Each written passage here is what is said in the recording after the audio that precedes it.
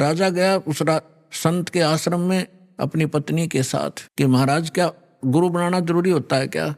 क्यों मूर्ख बनाते हो जनता को? भगवान घर बैठ बजट सकते हैं, कोई भी कर ले राम राम, इतना राम नाम ले ले। तो संत जी ने सोचा ये राजा है, यहाँ नाराज घना हो जाएगा। जब मैंने कुछ उल्ट सुल्ट जवाब दे दिया तो उसको कहा, राजन मुझे अपनी भक्ति का समय हो गया है, इसमें काफी समय लगेगा, मैं आपका प्रश्न का उत्तर दूंगा, मैं कभी घर आऊंगा आपके, वहां दे दूंगा, तब समझ में आएगी। राजा बोला ठीक है। दिन निश्चित हुआ, राजा बैठ गया सिंहासन पर जच के, संत के लिए आसन लगवा दिया।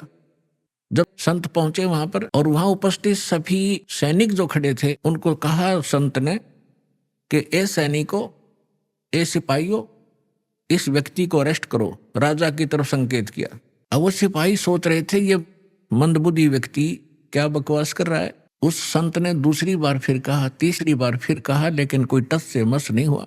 राजा ने सोचा इसका दिमाग खराब हो गया इस संत का, ये मेरा राज हथियाना चाहता है। राजा ने कहा कि इसको अरेस्ट करो, सैनिकों को। यही शब्द उसने बोले, यही वो संत बोल रहा था। राजा के कहते ही उस संत को 4-5 सिपाहियों ने आके जकड़ लिया। अगले आदेश की इंतजार थी, अब इसका करें क्या। तब संत ने कहा कि हे राजन, तुम घर आए व्यक्ति का ये ऐसा ही सलूक करते हो क्या?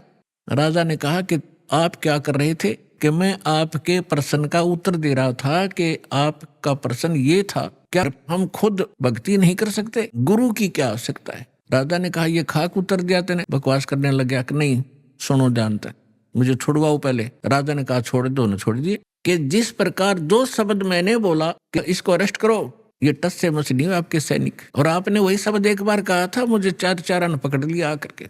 तो आपके वचन में शक्ति है, आपके बोलते ही ये क्रियावान हो गए, और वो शक्ति जो आप वाली है वो राजनीति वाली मेरे पास नहीं है। मेरे पास शक्ति है अध्यात्म की। ठीक इसी प्रकार जो वचन मैं बोलूंगा परमात्मा की शक्ति सब पर कार्यवान हो जाएगी, और आप कहते रहना उसका कोई असर नहीं होगा। इसी से आप समझ लेना।